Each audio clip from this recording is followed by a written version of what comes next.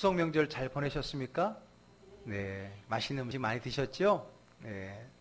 예부터 추석은요, 추수 시기에 있는 명절이라서 횟곡식, 횟과일 등 먹을 게 많이 풍성해서 그 어느 명절보다도 먹을 게 풍성한 그러한 명절입니다. 먹거리가 풍성하지 못했던 옛날에는 그래서 이 명절이 더 기다려지기도 했었지요. 명절과 잔치에는 무엇보다도 먹거리, 음식이 중요합니다. 왜냐하면 음식이 주는 즐거움이 있고요. 그 음식을 함께 먹으면서 돈독해지는 그 관계의 정이 있기 때문에 그렇습니다. 우리나라는 명절뿐만 아니라 잔치라든지 혹은 애경사조차도요, 이 먹는 것을 중요시 여깁니다. 여러분 결혼식 가보세요. 결혼식은 30분에 끝나지만은 먹는 건 길게 먹습니다. 심지어 어떤 분들은 결혼식도 안 보고 바로 식당으로 가는 분. 이 먹는 게 중요하죠. 장례식장도 가보세요. 조문하는 시간은 5분도 안 걸리는데 밥 먹는 시간은 깁니다. 돌잔치에 가보세요. 아이고 아기 이쁘다 한마디 말하고는 바로 식당으로 가서 본전 뽑지요. 모든 애경사, 잔치 그런 부분에는 이렇게 식사의 비중이 커서 항상 잔치라든지 애경사에 가장 많이 들어가는 비용은 식비인 거죠. 그만큼 이 먹는 것이 주는 그 관계 그리고 그 자리에 유익이 있다라고 하는 겁니다. 그 음식이 모임을 풍성하게 하고 그곳에 모인 사람들의 관계를 돈독하기에 충분하기 때문에 그렇죠. 그런데 이것이 우리나라만 그럴까요? 아니죠. 사람 사는 세상은 다 마찬가지일 겁니다. 예수님이 사셨던 2000년 전의 이스라엘도 마찬가지였습니다. 명절과 잔치의 음식은 항상 중요한 요소였어요. 심지어 메시아로 오신 예수님도요, 이 풍성한 잔치와 음식을 외면하지 않으셨고요, 오히려 더 적극적으로 활용하시고 즐기셨던 것을 볼 수 있습니다. 심지어는요, 예수님의 첫 번째 기적이 어디에서 일어났었죠? 네, 혼인잔치에서. 물로 포도주를 만드셨던 예수님의 첫 번째 기적도 다름 아닌 혼인잔치에서 일어났었던 겁니다. 여러분, 예수님께서 그 혼인잔치에서 무겁게 딱 폼잡고 하나님 말씀을 엄숙하게 증거하고 계셨을까요? 지금 때가 어느 때인데 먹고 흥청망청 노냐라고 그런 말씀으로 분위기를 망치고 계셨을까요?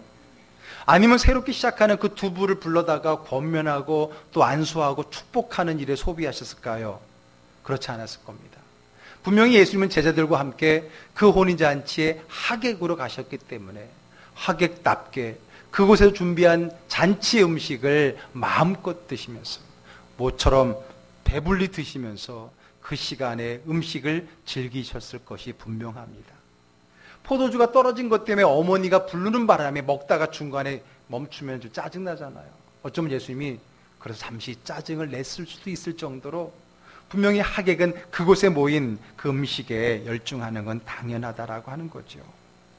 그뿐만 아니라 우리 예수님은 3년 뒤 이제 마지막 그분의 사역인 십자가의 사역을 앞두시고도요, 그때가 유월절이라고 하는 명절이었기 때문에 그 유월절 명절 식사를 제자들과 함께 나누셨습니다.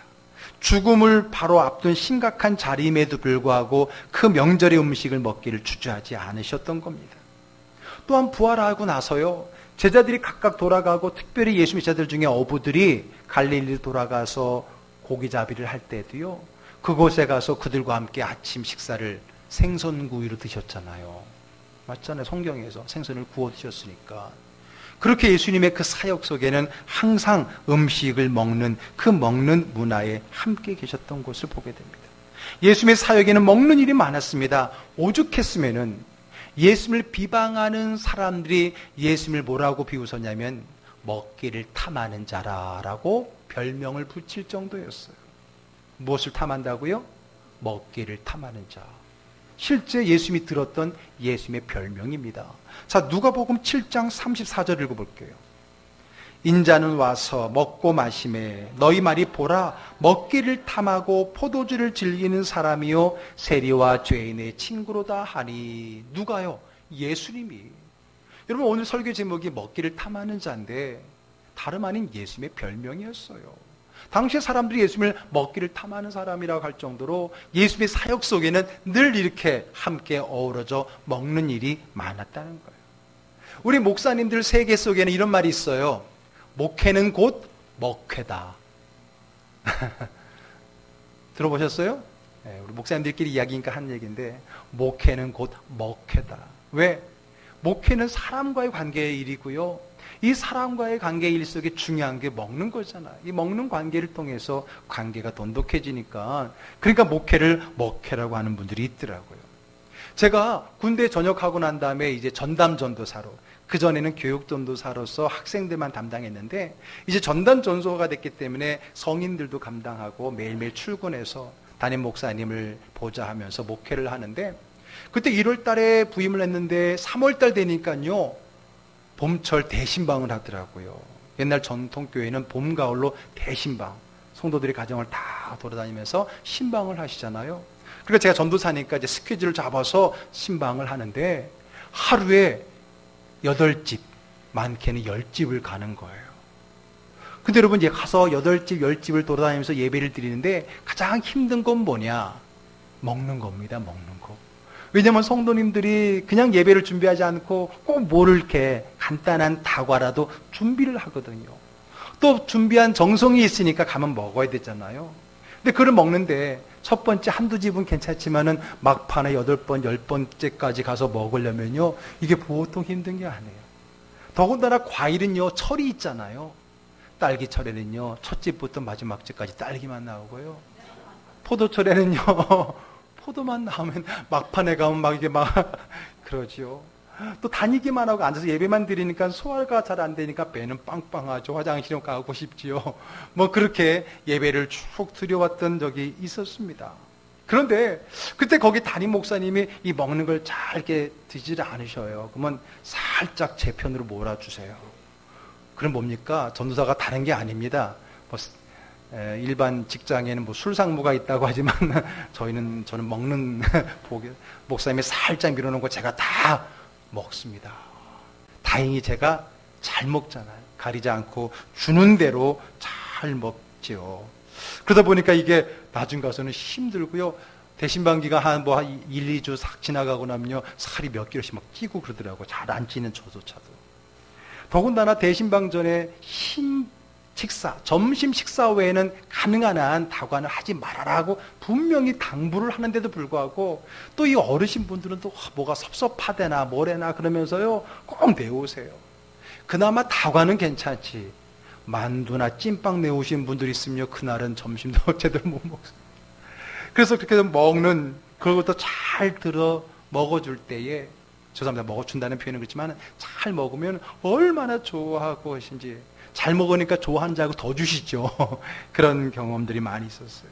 또 담임 목사님이 성도님들 점심 준비하거나 또 점심 이제 사게 될 텐데 부담 갖지 말라고, 저는 수제비를 좋아하니까 굳이 점심을 준비하려면 수제비를 해주세요 그랬더니요, 그 주간은 매일매일 수제비만 먹었어요. 그럴 정도로 이 목회와 이 먹회가 연결된다는 말이 맞는 것 같아요. 다행히 저는요, 여러분들도 아시다시피 잘 먹고 주는 대로 먹다 보니까 저는 먹회 체질인 것 같아요. 그런데 예수님도 먹회 체질이셨나 봐요. 예수님의 사역 속에도 늘 먹는 일들이 많았던 것을 앞에도 이야기했지만 말하셨고요. 또 예수님은 그 먹는 거를 또 잘 즐기셨고 또 잘 활용하셨던 것을 보게 됩니다. 자, 오늘 읽었던 본문도요, 바로 예수님이 먹는 문제 때문에 일어난 사건입니다. 자, 오늘 본문은 예수님께서 이제 우리가 알고 있는 마태라고 하는 제자를 부르는 사건이에요.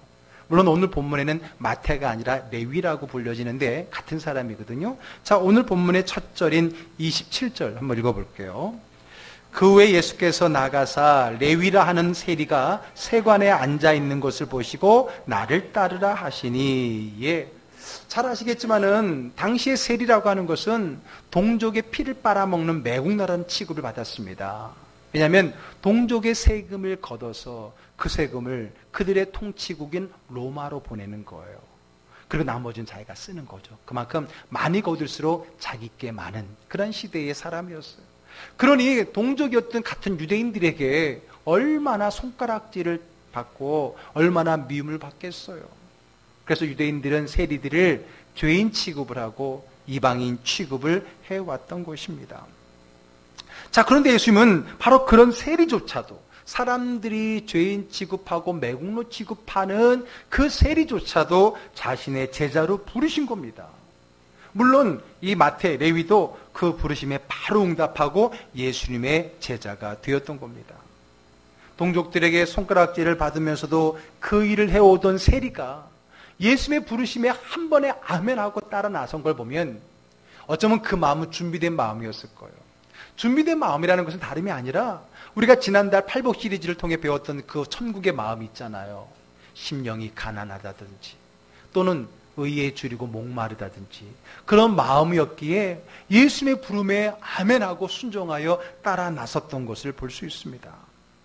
자, 그런 그가 예수님의 제자가 되니까 너무 좋아. 그의 삶에 많은 사람들의 죄인의 손가락질을 받으며 또 자기가 많은 돈을 벌지만 마음에 기쁨이 없는 그 심령이 가난한 자의 삶을 살다가 예수님의 부름에 예수님의 제자가 되고 나니까 뭐예요? 삶의 기쁨을 경험한 거예요. 너무 기쁘고 즐거운 나머지 뭐 하는 거예요? 잔치를 벌인 거예요.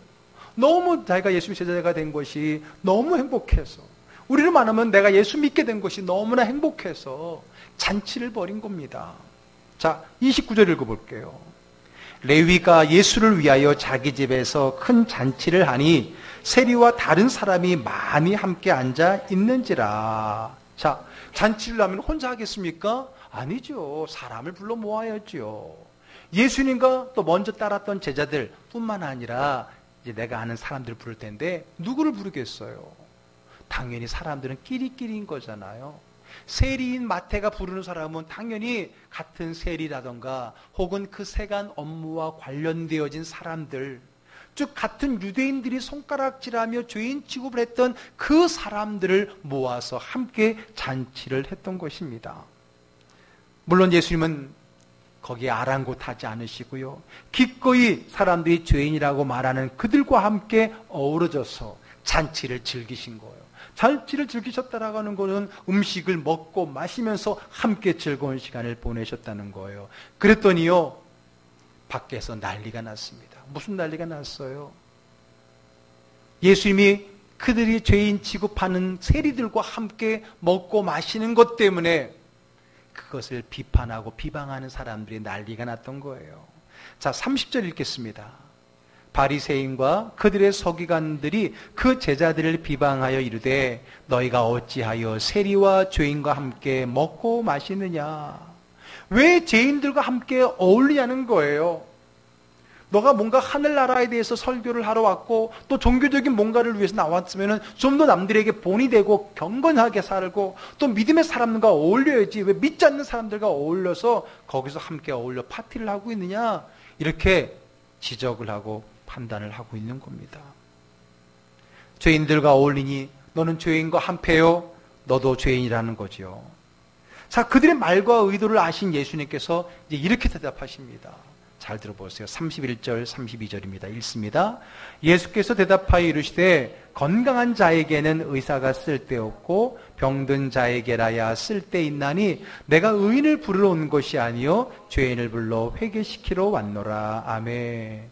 여러분, 우리는 이 말씀을 이미 잘 알고 많이 들었기 때문에 별 감동 없이 읽으셨는지 몰라요. 그러나 여러분, 한번 가만히 생각해보고 묵상해 보세요.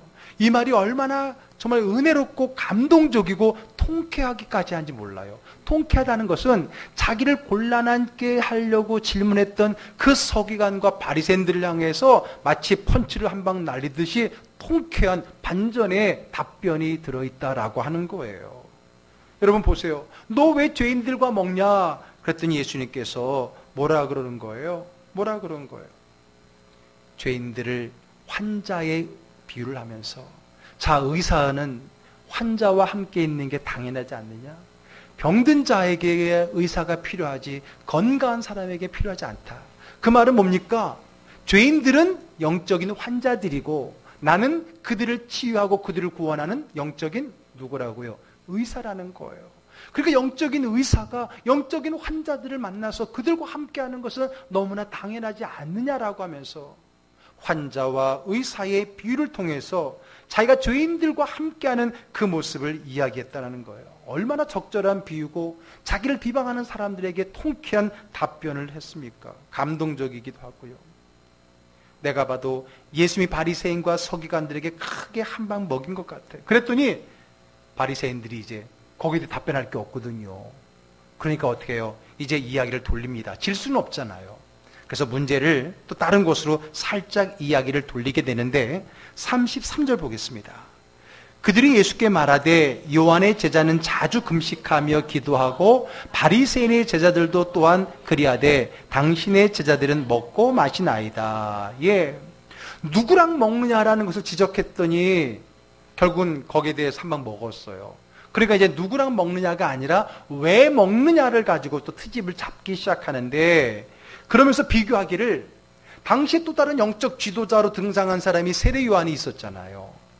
그 세례 요한과 세례 요한의 제자들은요, 금식을 하지 않습니까? 금식 정도가 아닙니다. 세례 요한은 우리가 알다시피 광야에서 금욕하는 사람이었어요.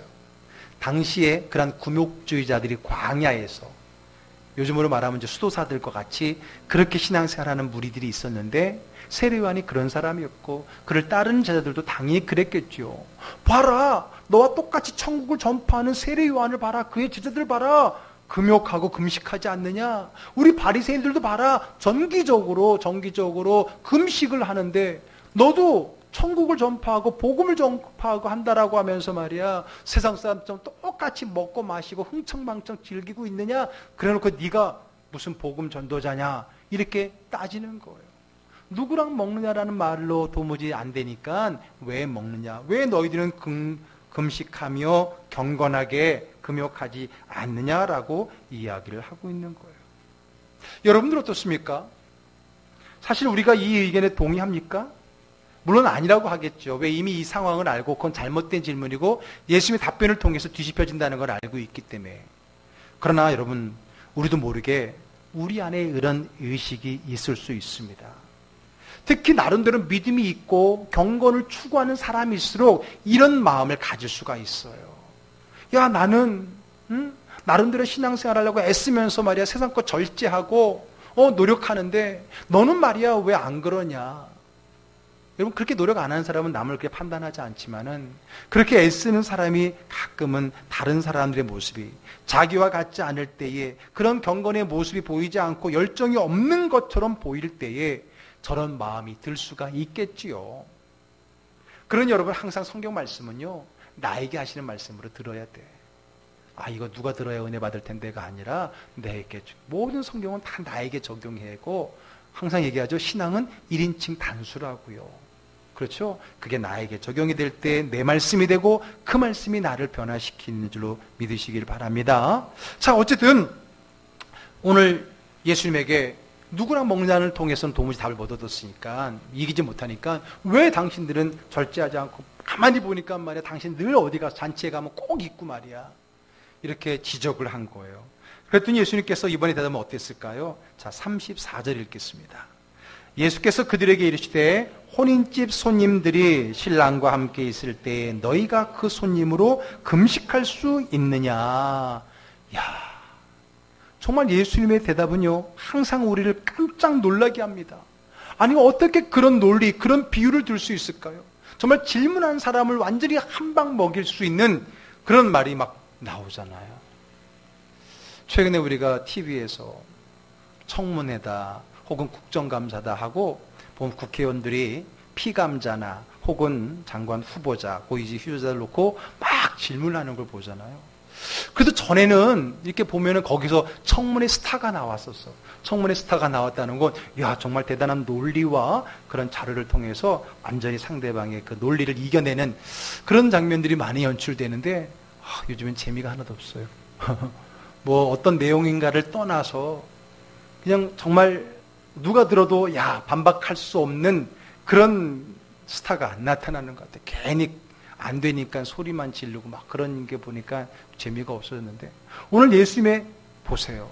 여러분, 예수님의 그 어록이라 그러죠. 예수님께서 자기를 공격해오는 서기관과 바리새인 제사장들을 향해서 그들이 예수님을 곤란하게 하기 위해서 얼마나 교묘하게 질문들을 많이 합니까? 그러나 그럴 때마다 예수님께서 오히려 역으로 상대방을 한 방 치시는 그 통쾌한 어록들이 많이 나오잖아요. 그러니까 오늘 본문에도 벌써 두 가지 통쾌한 어록이 나오잖아요. 여러분, 예수님께 공격하고 있는 바리새인, 그 중에서도 서기관들이 어떤 사람이냐? 당시에 제일 똑똑한 사람들이에요. 서기관의 주 업무는 성경을 필사하는 업무이기도 하지만은 더 나아가서 성경을 가르치는 학자들이기도 하고요.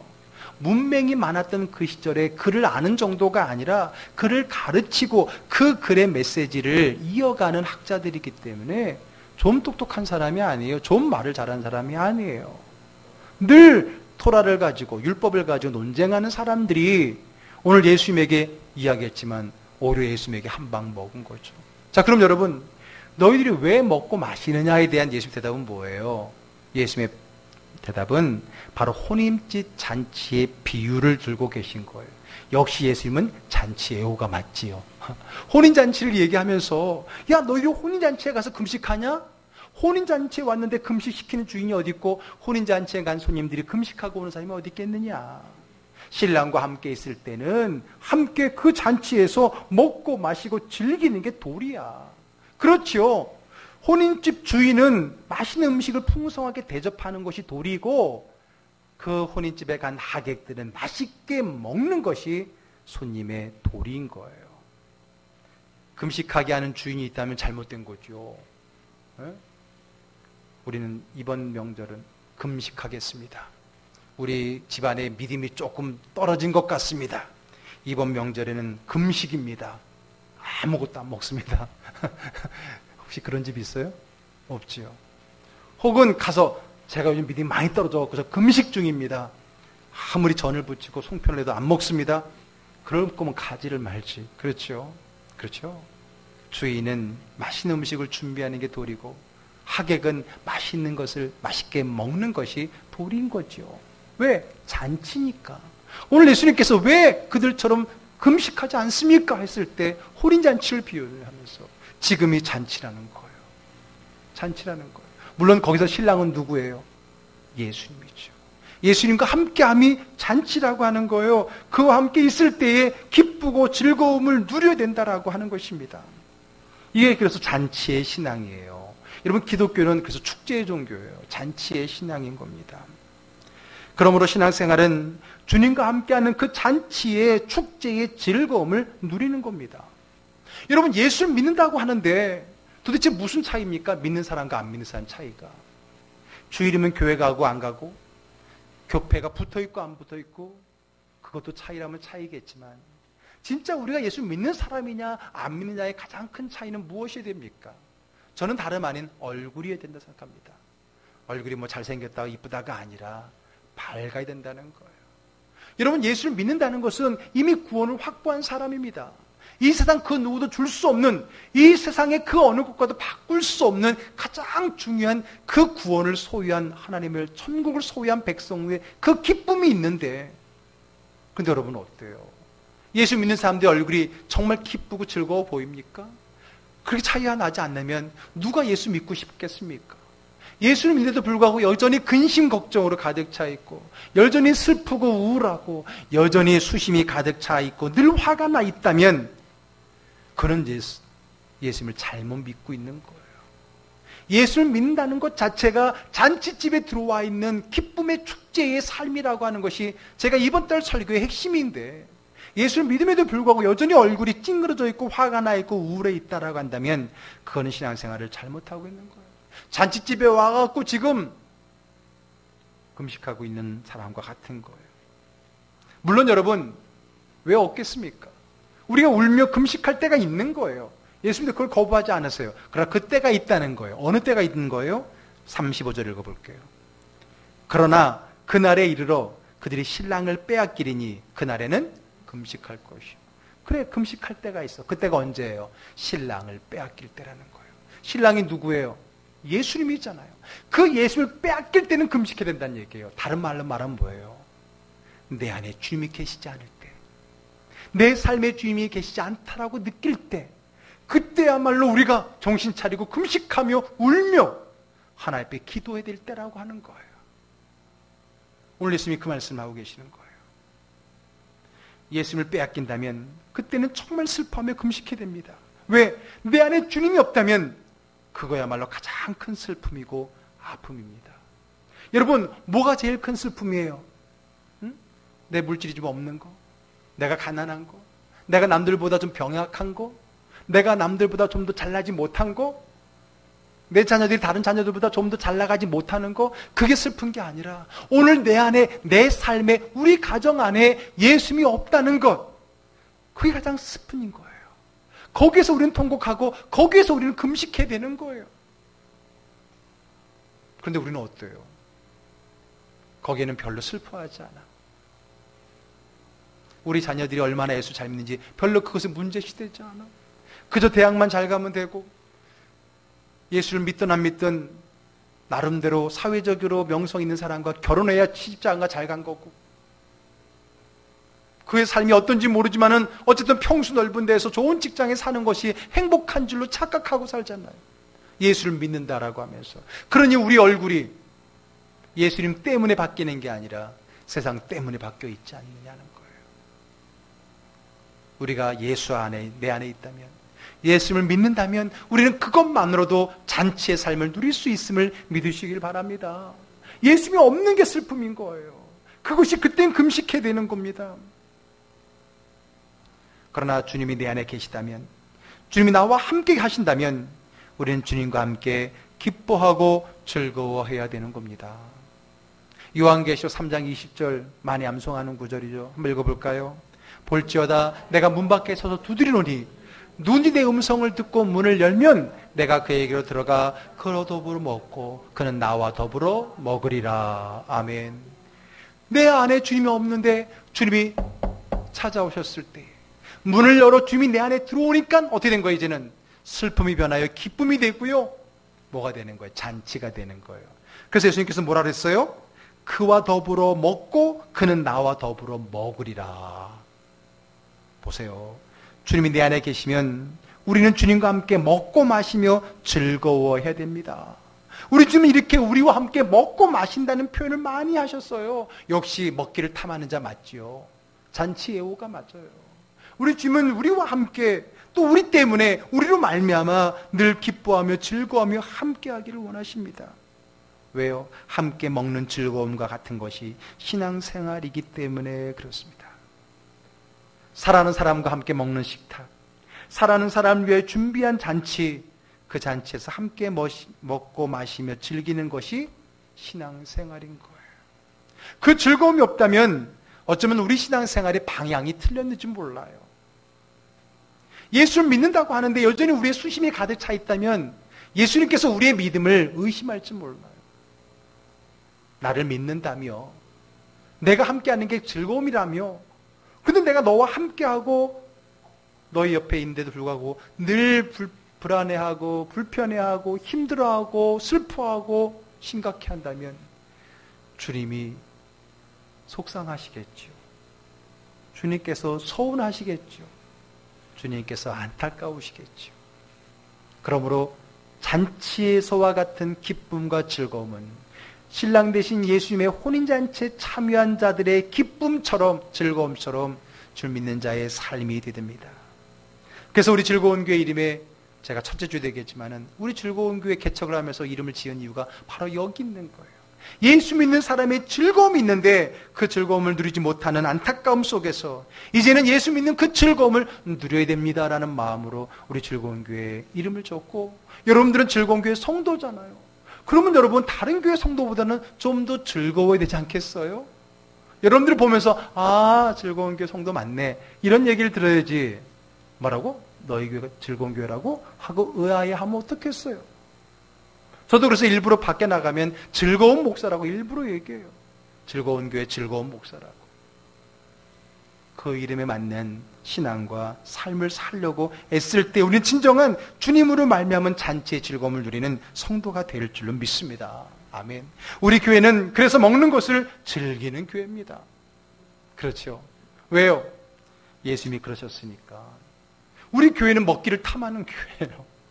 우리 교회 먹는 거 좋아하는 교회잖아요. 아시지만 우리 교회는 주일 점심 식사를 중요하게 여기는 교회입니다. 절대 대충 먹지 않습니다. 또한 우리 교회는 밥이 맛있기로 소문난 교회입니다. 우리 교회 15년 역사 동안에 한 번도 맛없던 적이 없었습니다. 정말입니다. 아니에요? 진짜잖아요. 늘 얘기하지만 주일 예배는요, 점심 식사까지예요. 제가 얘기해드렸죠? 초대교회 예배를 보세요. 1부 예배는 영의 양식 예배, 말씀 예배. 2부 예배는 육의 양식 예배, 떡을 떼는 거예요. 여러분, 이번 달 마지막 주제가 뭐죠? 즐거운 잔치. 우리 마지막 주에는요, 우리 먹으면서 예배 드릴 겁니다. 그래서 그거를 기획하려고 오늘 목자님들하고 우리 전도회장도 나무라고 한 게, 우리 마지막 주에는 기대하세요. 먹으면서 예배 드릴 겁니다. 예배 드리고 먹는 게 아니라 먹으면서 예배 드릴 거니까 잔치를 예배 드릴 거예요. 초대교회가 어떻게 그 즐거움의 잔치의 예배를 드렸는가를 한번 우리가 재현해 보려고 합니다. 그래요. 그래서 여러분, 교회 오면요, 점심까지 드셔야 돼요. 그게 예배 다 드린 거예요. 왜? 초대교회는 이렇게 나중에 떡을 떼는 것까지 포함됐었던 거거든요. 그 즐거움이 있어야 돼요. 먹는 즐거움. 예? 여러분, 아직은 믿음이 없어서 목사님 설교에 은혜 받아서 먹고더라도 점심 맛있어서라도 와야 돼요. 그러다 보면은 어느 순간에 영적인 미각이 생기게 되면 이제는 목사님 말씀도 맛있게 느껴질 날이 오는 거예요. 어쨌든 우리 교회는 영의 양식, 육의 양식이 다 맛있는 교회, 그 양식을 쫓아 즐거움을 따라 오는 교회가 되기를 주의 이름으로 축복합니다. 아멘. 그래요. 함께 먹고 마시는 자리에서 배우고 누리는 예수님의 즐거움이 있었다는 거예요. 여러분, 시편 23편 우리가 좋아하는 말씀이죠. 거기서 우리 하나님을 뭐라 그래요? 여호와는 나의 목자시니 내게 부족함이 없으리로다 그랬어요. 우리 예수님, 우리 하나님을 선한 목자라 그래요. 그럼 여러분, 누가 선한 목자예요? 착한 목자가 얘기하는 게 아니에요. 뭐가 선한 목자예요? 양을 굶기지 않는 목자가 선한 목자인 거예요. 그래서 여러분, 시편 23편에 가보게 되면 5절에 보게 되면 원수의 전 앞에서 상을 베푸신다는 표현이 있죠. 그 표현을 좀 더 우리가 이해하기 쉽게 번역한 현대어 성경을 한번 같이 읽어볼까요? 시편 23편 5절의 말씀. 원수들 두 눈 뜨고 쳐다보는데 보란듯 이것 앞에 잔치상 차려주시고 귀한 손님 대접하듯 기름 발라주시며 잔이 흘려 넘치라 하고 부어주시네. 야, 너무 더 와닿지요? 이렇게 쉽게 번역된 성경이라서 시편 23편 여호와는 나의 목자시니 내게 부족함이 없으시로다. 사망의 음침한 골짜기를 다닐 때도 있지만은 그분이 선한 목자인 이유는 우리를 어디로요? 푸른 초장 맑은 시냇가로 인도하는 거예요. 그럼 여러분, 푸른 초장 맑은 시냇가가 양들에게는 어떤 곳이에요? 식당이에요. 여러분, 우리 푸른 초장 맑은 시냇가 그러니까 와, 경치 너무 좋아. 너무 좋아. 여러분, 양들은 경치 좋은 데 가는 게 아니라 뭐예요? 먹을 거 있는 데 데려가야 돼요. 배고픈 아이들 데리고 경치 좋은 데만 데려다니면 욕 되게 먹습니다. 먹을 때를 데려가야죠. 우리 어르신들도 여행 갈 때 맛있게만 드시면 어디를 가든 다 좋다라고 얘기를 하시잖아요. 여러분, 푸른 초장 맑은 시내 뭐예요? 풀하고 물은 양의 먹이에요. 우리 푸른 초장 맑은 시냇가 가니까 와, 되게 뷰가 좋은, 아주 좋은 데로 갔나 보다. 아닙니다. 양에게 뷰가 무슨 소용이 있어요? 먹거리가 있어야지. 그렇죠? 그래요. 푸른 초장 맑은 시냇가. 그 양떼들을 먹을 곳으로 인도하는 게 선한 목자인 거예요. 여러분, 누가 좋은 리더인지 아세요? 직원들 잘 먹이는 사람이 좋은 리더예요. 그렇죠? 그렇죠? 아니에요? 아니에요? 여러분, 누가 훌륭한 리더냐? 잘 먹이는 사람. 누가 훌륭한 가장이에요? 잘 먹이는 가장이 훌륭한 가장이에요. 저에도 말씀드렸지만은 웰컴 투 동막골, 그 옛날 그 영화, 그 강원도 살골짜기에 전쟁이 난지도 모르고 살아가는데 군인들이 막 오죠. 인민군도 오고. 근데 그 마을은 그 이장 중심으로 똘똘 뭉쳐있고 이장 말 한마디면 군인들이 명령하는 거 더 잘 들어. 물어보죠. 어떻게 이렇게 말을 잘 듣냐 했더니 그 이장이 하는 말 뭐예요? 먹이는 수밖에 없다는 거예요. 잘 먹이면 된다. 잘 먹이면 되는 거예요. 마찬가지. 여러분, 성도들이 순한 양이 되시고 누가 선한 목자입니까? 잘 먹이는. 물론 영적인 꼴도 잘 먹여야 되고요. 육적으로 잘 먹을 때에 좋은 거잖아요. 그리고 오늘 이 표현이 얼마나 현대어 성경에 와닿는지 몰라요. 원수들 두 눈 뜨고 쳐다보는데 보란 듯 이것 앞에 잔치상 차려주시고 귀한 손님 대접하듯 기름 발라주시며, 예, 이스라엘 사람들은 손님이 오면 이렇게 기름을 발라주는 게 예입니다. 그래서 여러분, 막달라 마리아는 예수님께 향유를 아예 들어 부었던 것도 그것을 얘기하는 거예요. 잔이 흘러 넘친다. 넘치도록 잔을 부어주었다는 거예요. 잔치의 은혜. 먹기를 탐하셨던 예수님과 함께하는 그 잔치의 기쁨의 즐거움의 은혜. 명절 때 함께 모여서 맛있는 음식을 먹으면서 기뻤던 그 마음이 오늘 예배자의 마음, 우리 교회로 오는 마음, 함께 신앙생활하는 마음이기를 주의 이름으로 축복합니다. 그게 바로 기쁨의 신앙인 거예요. 즐거움의 신앙이고요. 오늘 우리를 위하여 준비하신 주님의 잔치상에서 마음껏 기뻐하며 즐겁게 신앙생활하는 저와 여러분 되기를 주의 이름으로 축복합니다. 아멘. 기도하겠습니다.